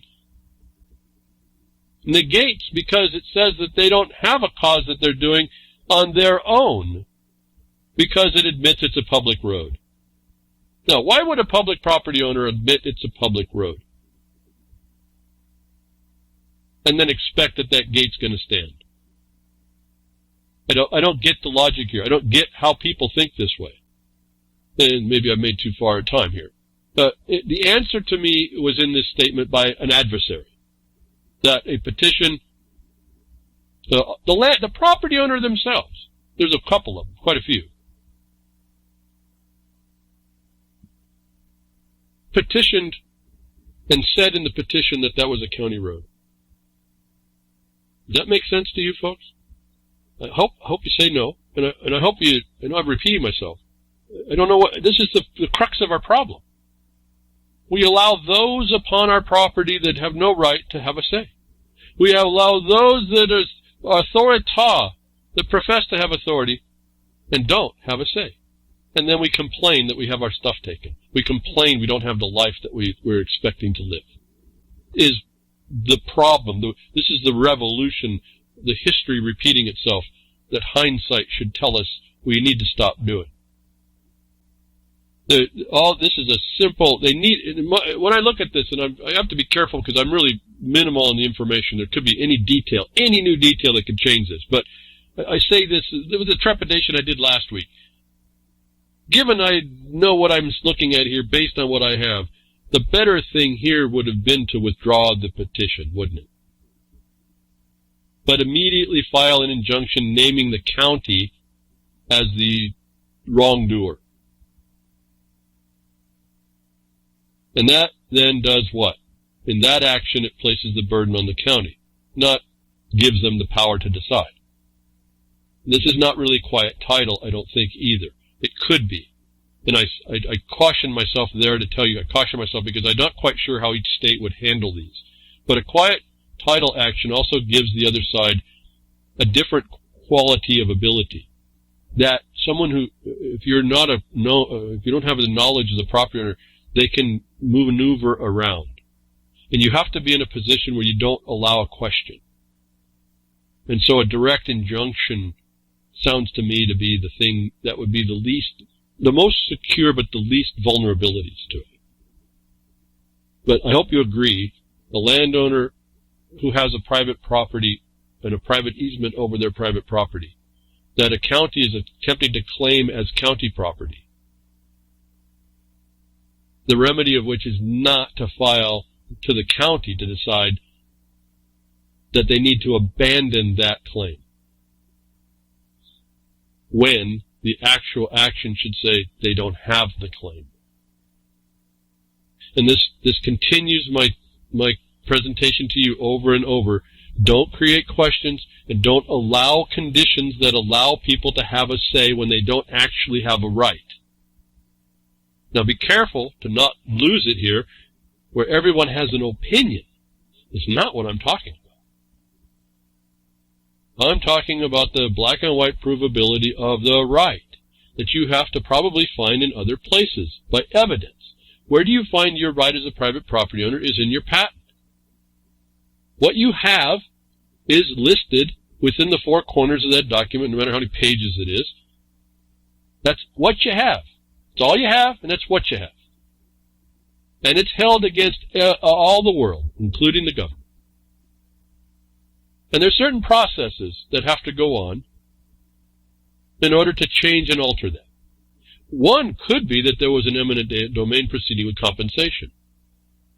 That would be one thing they would have to produce, but they don't have that. That's why I didn't see anything in here about that. Again, my mind is looking, well, we got a crime going on in under color of official capacity. As I started seeing the anomalies and the problems devolving, and it's going heated instead of factual, that eventually proves out what my theory is. But in the contorted way, the landowners aren't aware enough to not file that petition, that they were also persuaded by officials to say and to do that.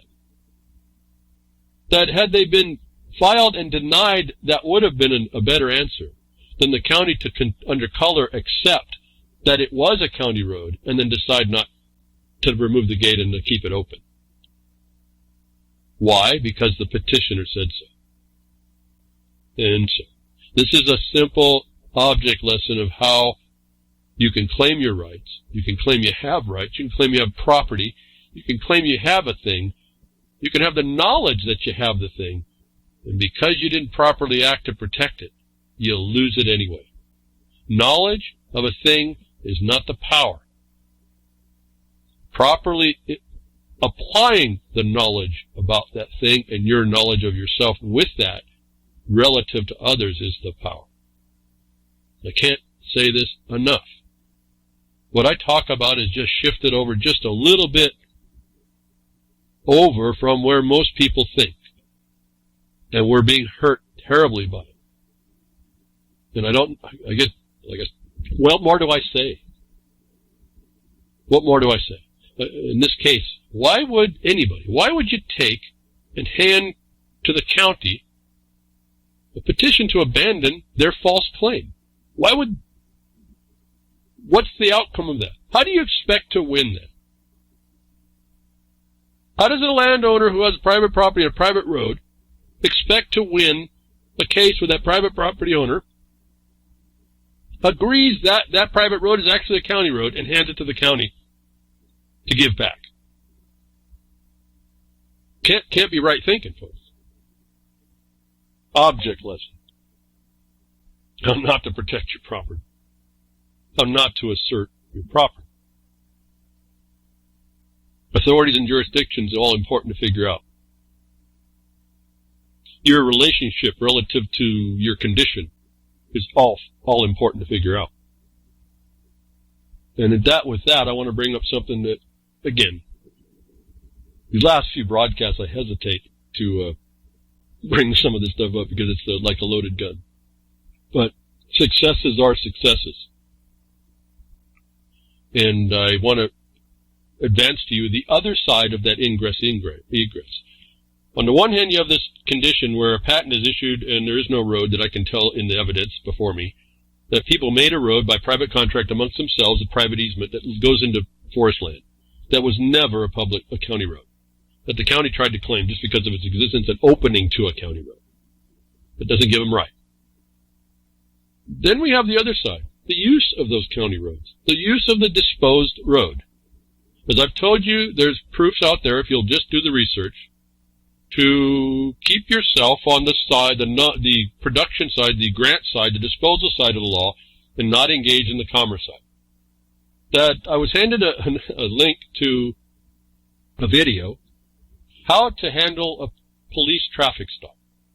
That I have to be careful here to wholeheartedly hand it over, because you never know who's going to mess with you in the color of authority.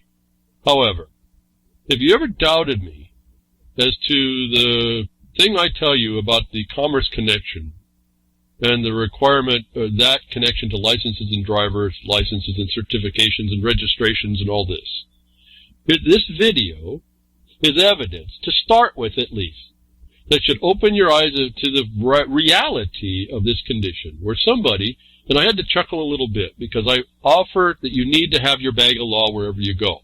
You need to have the law that keeps you separate and different within the black and white, not your made-up opinions, not a list of some old dude's discussion as in old court cases, but the current statutes that show you're not part of that. And I say that without knowing what this gentleman's proof was, which sound over there at Sound Minds, if you're listening here, I don't know how to get in touch with these people. They're at Tulare County Cop Watch.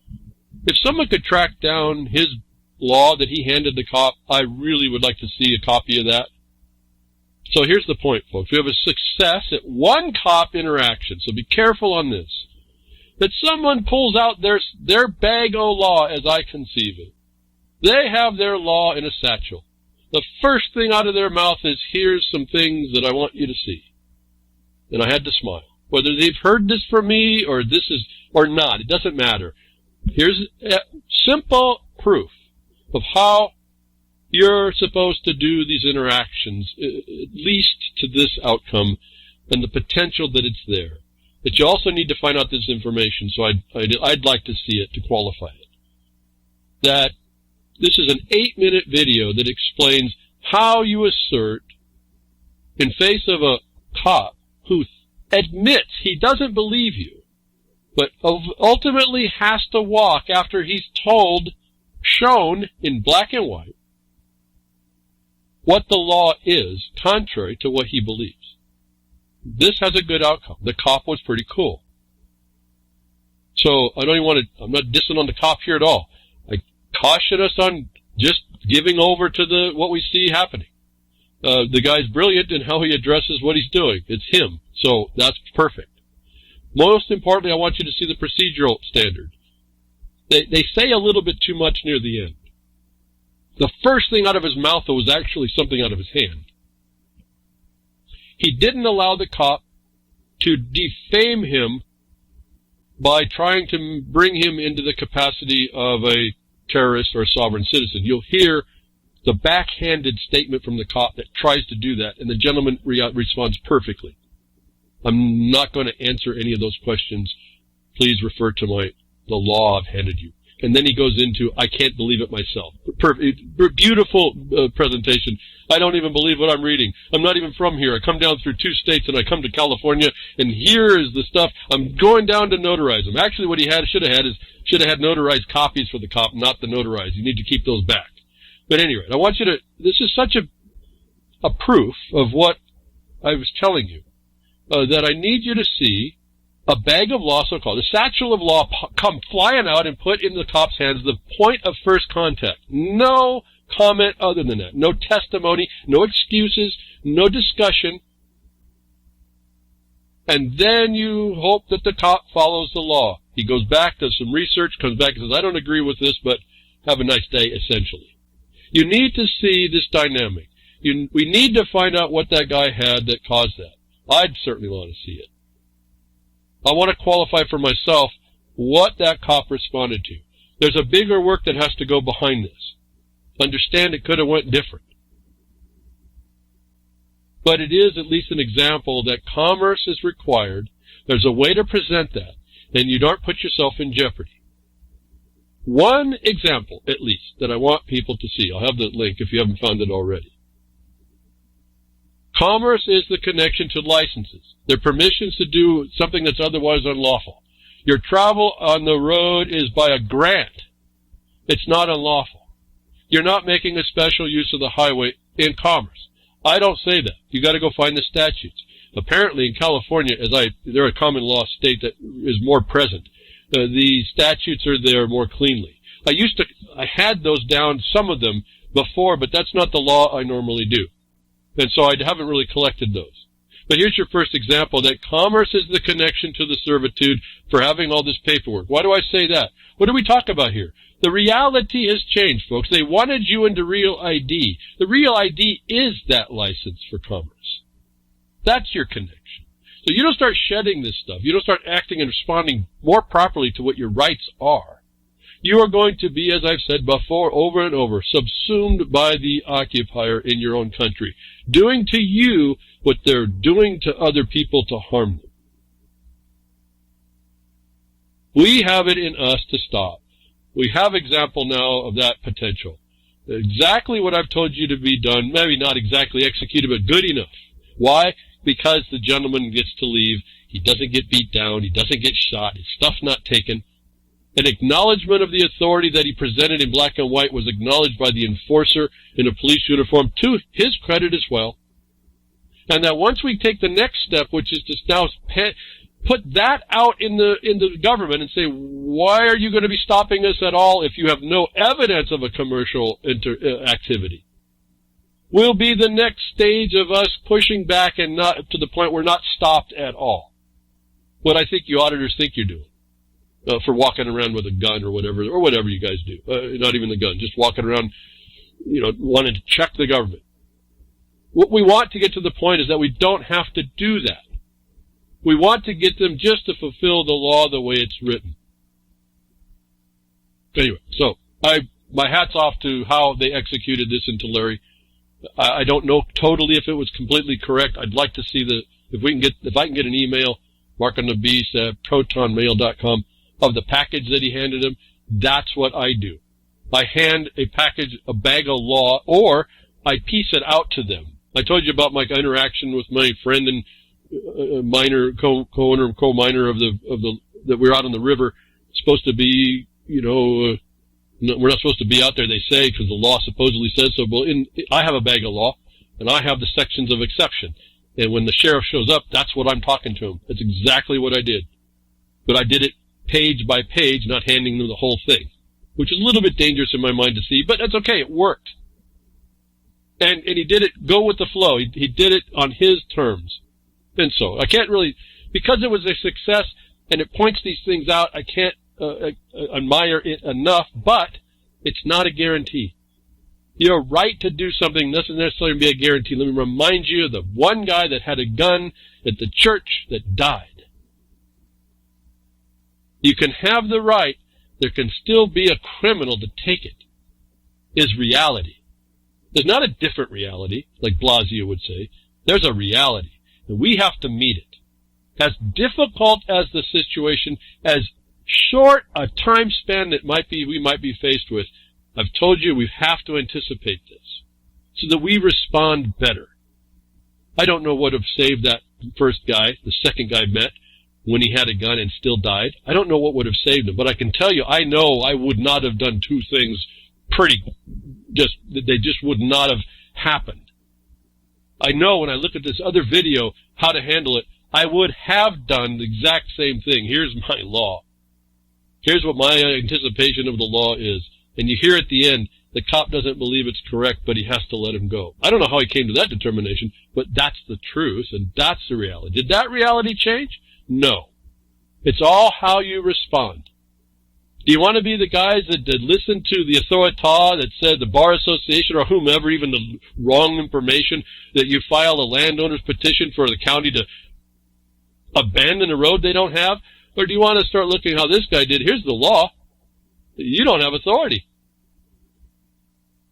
And they make the choice, not on you. They, the authority, makes it, the costume, makes a choice of whether or not they want to violate that law. It's a much better position I'd have you all in. I've been advocating for you all to be in forever, as long as I've been talking. And we finally have people doing it. I don't know if they've listened to me, but it doesn't matter.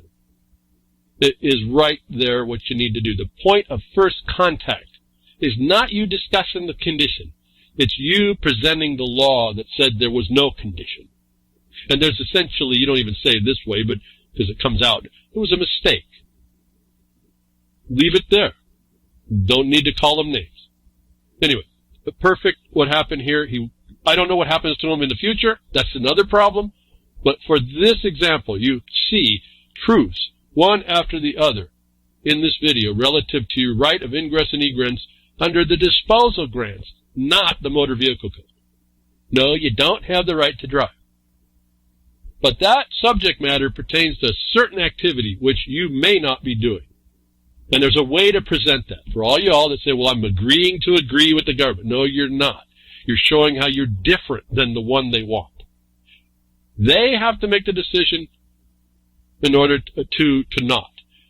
The Ravalli County is not one of these reasonable cops.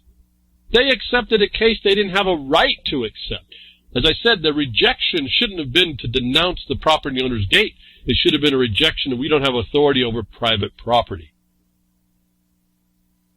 In fact, they are the one that would be the defendant in a properly poised case, wouldn't it? So how are the inequities supposed to decide their own cause? It's never brought to, because the landowner agrees that they're a criminal. In this case, let's put it back over to this, how to stop a police stop, traffic stop. They didn't stop the traffic stop, first of all, but they avoided the consequences by properly asserting what they had to do, which was not a question, not an issue. They didn't hand it to the cop to make that decision. What do you think the outcome would have been there with the property owner saying, well, I have an ingress and egress right that you're claiming I don't. How about you tell me whether or not I do? Would be a different decision. In this video at the end, I'll give you how to handle a police traffic stop. They didn't avoid the traffic stop. We want eventually to have cops not stop everybody just because you're traveling down the road. We want them to be witnesses of whether or not you're doing a commercial activity that doesn't have the subsequent evidence that it is in compliance with that commercial code. Now we'll start bringing peace to people when we get there. You see, understand, we're 2 steps behind. I keep telling you that. It's not that you avoid the stop. You need to stop the stop, given you're not in it. It's like I say with the miners. When the government addresses a miner, attacks him when he's only doing mining, The miner can never win. The attack should have never happened. The government agent should have never misconstrued what he was doing, unless he had what? Probable cause. Maybe even the lesser reasonable suspicion. But since we're talking about the property, that's probable cause always. And his color of imposition, under a flawed color of authority to divest you of your property, is a felony in the first step. That doesn't come out in the video, and I don't expect it to. The gentleman did what he needed to do. And he said so. I'm going to also encourage something here that I'd be careful on what I'm saying, but he admitted that he was shaking or afraid. And I say good. Has to be done out of all humility. Do not get arrogant. That could have gone the wrong way. Don't be afraid, but your body responds to the immensity of that moment. You know the consequences. And I'm glad that happened in a way, because that happens to me no matter how sure I am. You don't know who you're dealing with. And yet you act anyway. You move forward in what your rights are. Not the wrong way, the more proper way, or at least as the best you can understand it. But you do so with a concern. Why? Because we've allowed these guys to get the idea they're the law. They enforce the law. That's why you hand it back to them and say that's not a law to enforce against me. Not by your opinion. So I don't commend the being afraid and feeling that fear. That's a natural consequence. And the condition that shows you live in a land that works on terror at all, always. Nothing's changed in that. And until that goes away, we haven't been successful as a people. Anyway, appreciate what happened in Tulare County. I love seeing it. I got to be careful on wholeheartedly embracing the totality of it, but absolutely how it went down, how he brought out the bag of law, his satchel of law, popped it right out, was the answer that I tell you to do, and a success, an example for you to see. We need to get into that space. We then need to translate that to the so-called politicians, the so-called authoritas, the officials, to stop treading on us in these capacities. Unless they have more, unless they can go the two steps, there's nothing for them to interfere with us, and we can get back to living in the peace that law was to bring when the government was constrained to its limits. Pausing here. I hope you get this. I hope you're understanding that there's a power that we have. We've seen enough, folks. Operation Hindsight 2020, I hope it becomes something. I made it up, yeah, but I think it's something.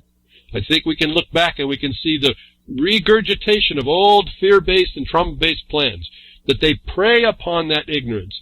They get us to be fired up emotionally instead of factually and critically thinking and by the objective basis that limits them. We fail at all that to bring us till today that they can use these tools against us. And until we stand up as a massive society, not just a 2%, 3%, that mass of people needs to stand up. That majority of the community, as we see in the Virginia Constitution, we're going to continue the problem, and I can't see. They were telegraphing in New York, it's going to get worse. The noose is coming tighter, folks, as I told you. Thank you for tuning in today. Everything you can do to help yourself is you can reflect that in what I'm telling you. Grimner, thank you for what you do at reallibertymedia.com. And Jules, thank you for reposting and syndicating that on your website at YouTube, UCY.TV, and sound and normalization of ignorance. And just in case, thank you all you guys. All the thumbs up, all the thumbs down. Veronica, thank you for pointing out in the chat. The thumb down is just someone wants attention. That's a pretty weak personality. So you got a thumbs down. Tell me why so I can correct the error. Thank you very much, folks. I'll be with you next week. Tech Diffs or Nature Willing.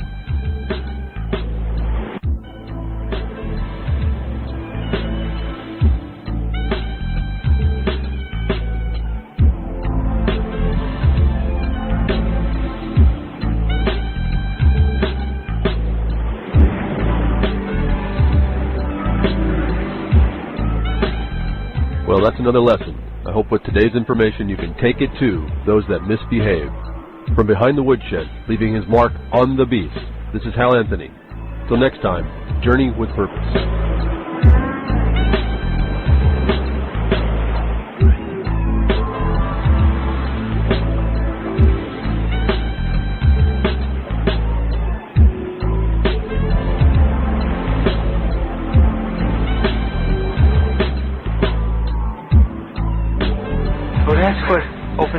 can of whoop-ass feels like. Son, you just opened a whole case of whoop-ass.